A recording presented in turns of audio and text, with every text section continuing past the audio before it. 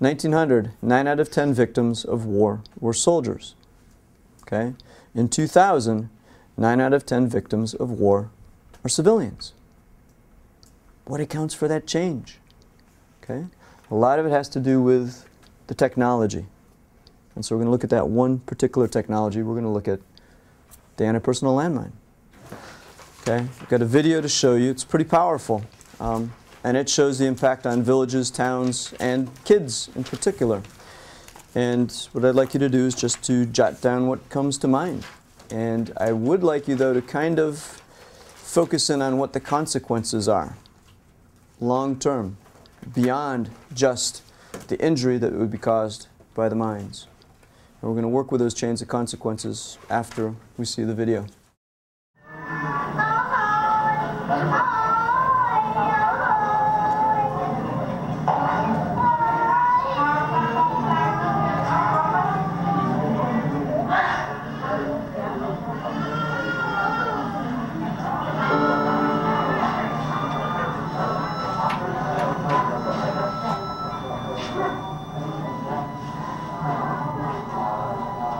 Cô ấy bà sợ bố. Tặng con ngon xinh. Về tới xem sao đi dừng chồng cái bàn trà nó cho vô dư trời lại. Đó.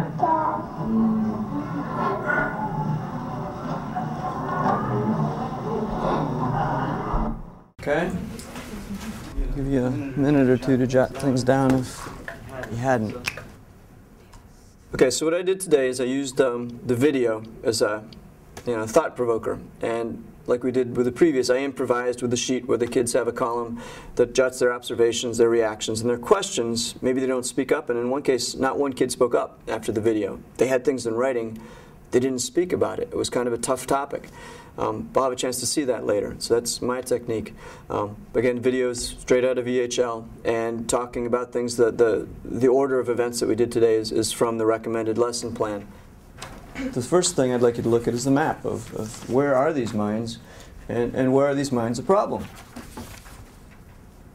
There is a treaty banning the manufacture, sale, and use of anti-personnel landmines.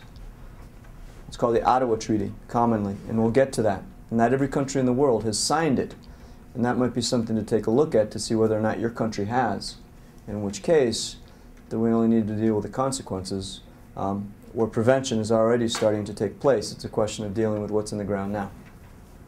We've done chain of consequences before when we looked at humanitarian acts. We looked at, remember Grace Lorch and the situation, the Little Rock Nine, and we took a look at the things that happened and what could have happened if she hadn't been rescued.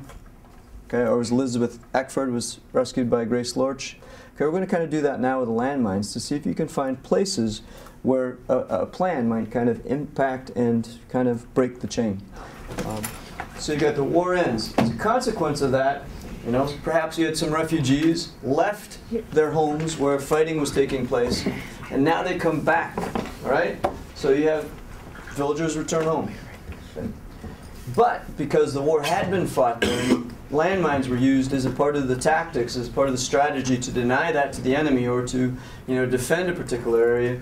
You also have unexploded anti-personnel mines remaining in the ground. Okay? The concept map, the chain of consequences, that's something that goes back earlier. And I mentioned, remember this lesson that we did about the Little Rock Nine. That's in the first module. And the kids had practice doing that, kind of following the consequences of any event to see that you can maybe intervene and you can break the chain of consequences. Okay, so that is EHL suggested, and I tried to refer back to something previous so they could apply it again, and they did. They worked very well at following chains out, and kids came up with all kinds of different ideas, which is the independent thinking that EHL is supposed to promote. So that was straight out of it. No, we have to start with the war ending and make that entire that entire chain, and then continue. That's fine. Wait, so I put managed to right here. So like managed to here, somebody So take one of those. Now, we need to kind of take a look at some costs and some numbers. I did ask you to bring your calculator today. On this handout, again, if you flip over the map, you'll see an article on the back that says, a look at anti-personnel landmines. So everybody who's got a map, flip it over because the numbers that you need for these math problems are on the back. The only number that's not on there that I want you to work with when it comes up is I want you to work with this number, 100 million minds worldwide, which was presented to you in the video, because the article doesn't specify that. Okay, it says there are just millions. Well, let's work with this number that there are 100 million minds out there. The first question says, on average, how many people per year are victims of landmines? If you look at the article, I'll point it to you. The top paragraph of the middle column. How many people are hurt every week by landmines? 500. So if there are 500 people hurt per week by landmines, how many people would that make in a year? 26,000. So you multiplied 500 by 52 weeks in the year. We also had the math problems, which were suggested as a way of making this kind of interdisciplinary. And actually, when I had the chance to teach other teachers, that seemed to be a pretty powerful lesson where they actually, by crunching the numbers, they come to conclusions about what is the scope. My gosh, this is an expensive problem. It costs, 100 times more to take out a mine than to put one in. Surely we can agree to maybe, not put mines in the first place. And so we mentioned too the Ottawa Treaty, which is given in teacher information as background, that this is out there. Countries are ratifying it, some countries haven't. And so that's something for the kids to know, that there is an effort to prevent this from getting worse, but then you have the problem left to deal with it yourself. And there's one thing I didn't get to because of time. It's also suggested they have a case study as an extension activity on the effects on a mine-impacted village, which we kind of worked around. But if I had had time and the kids weren't so focused and in-depth about this, we would have taken that case study and it would have set them up for Model UN work next week. Well, how can you help villages like that around the world? What are the priorities? What can you do for it? What should you do first? And it's an extension activity, one of many choices that they give you with this. And they also give you a lot of references to, for example, groups that are promoting the Ottawa Treaty. That's in the curriculum.